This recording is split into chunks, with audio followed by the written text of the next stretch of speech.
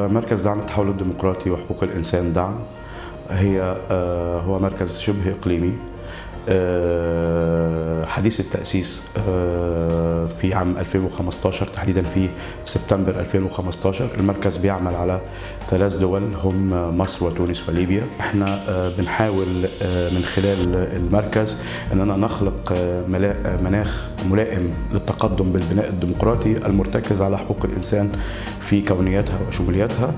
بنحاول نعمل ده من خلال برامجنا ال3 اللي هو برنامج تنمية القدرات وبرنامج الدراسات والبحوث وبرنامج إصلاح السياسات والتشريعات، وده من خلال أو بهدف إن احنا بنعزز قدرات الفاعلين في مسار التحول الديمقراطي في ال3 بلدان، وكمان بنحاول إن احنا نساهم في خلق مناخ سياسي وثقافي وتشريعي مرتكز على ثقافة حقوق الإنسان في كونياتها وشمولياتها. ومن خلال المشروع دوت احنا ارتكزنا على 4 مؤشرات محددة للتعامل معها، وهي حقوق الإنسان في برامج ومواقف الأحزاب السياسية والحوكمة والديمقراطية الداخلية والعلاقة ما بين الأحزاب والمجتمع المدني، وكمان راعينا فكرة احتياج وبناء القدرات.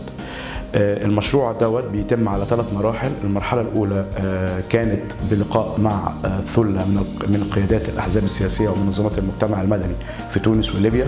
المرحلة الثانية هتكون هي المرحلة الخاصة بإعداد الدليل الإرشادي الخاص بالحالة التونسية والحالة الليبية، ومن ثم ستكون المرحلة الثالثة وهي الأهم، وهي فكرة تدريب الكوادر الوسيطة أو الكوادر الشابة سواء من منظمات المجتمع المدني أو من داخل الأحزاب السياسية على استخدام الدليل دوت في عملية دمج مبادئ حقوق الإنسان والنوع الاجتماعي داخل الأحزاب السياسية.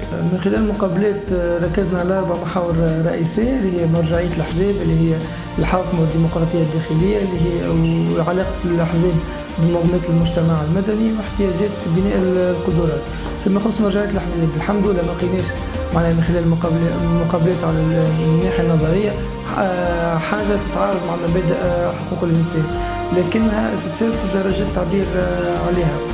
والأحزاب استعملت لغة حقوق الإنسان كوعود انتخابية بعد ما تجسدتش بعد الانتخابات، وفما زاد من نوع آخر تاع قضايا اللي يتم غض النظر عليها، خاصة كي باش تمس من صورة الحزب ولا صورة القيادات الحزبية. دونك نجم نقولوا فما فرق بين القول والفعل.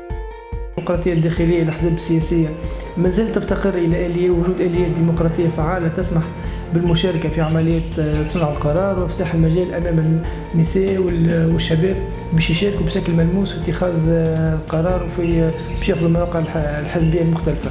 في العلاقة بين الأحزاب ومنظمات المجتمع المدني لازم نصنفها علاقة تعاون، يتعاونوا مع بعضهم في مجالات مختلفة خاصة في بناء القدرات ولا في المناصرة. وفما علاقة تبعية اللي الأحزاب تستعمل منظمات المجتمع المدني للتعب خاصة في الحملات الانتخابية ولا ما قبل الحملات الانتخابية. وفما علاقة انفصال خاصة بالنسبة للمنظمات الرقابية اللي تنقد عمل الأحزاب وخاصة فيما يخص قضايا حقوقية معينة. في احتياجات بناء القدرات فما تدريبات على مفاهيم القيم كما مفهوم وفلسفة حقوق الإنسان بشكل عام، فما تدريبات على المهارات كما التواصل والتعامل مع الإعلام وإدارة الاجتماعات وتحضير لها، ومهارات القيادة والمشاركة في عملية صنع القرار.